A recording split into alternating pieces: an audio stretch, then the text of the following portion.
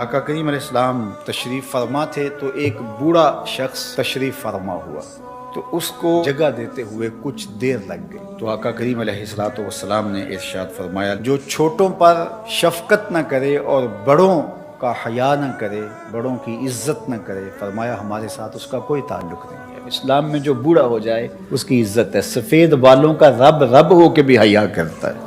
امام ابو نعیم الاصفہانی نے حلیہ میں لکھا، کوئی مسلمان جب 70 سال کی عمر میں انتقال کرتا ہے، اللہ اس کے بڑھاپے کا حیا کرتے ہوئے بغیر حساب کے جنت عطا کر دیتا ہے، اور اگر کوئی 80 سال کی عمر میں انتقال کرتا ہے، اللہ اس کے بڑھاپے کا حیا کرتے ہوئے قیامت کے دن اس کو حق شفاعت عطا کرے گا کہ اپنے خاندان کے لوگوں کی سفارش کر کے ان کو بھی جنت میں لے جائے۔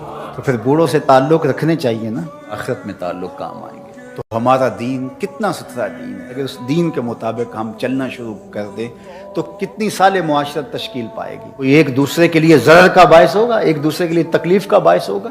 آج تو ہم بھائی کا گلا کاٹنے لگے، آج تو یہ جہنم زار بن گیا معاشرہ۔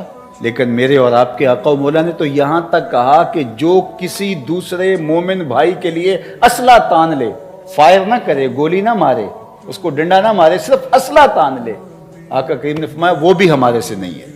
مسلمان پر اسلحہ تانا بھی کیوں جائے، اس کی طرف خنجر سیدھا بھی کیوں کیا جائے؟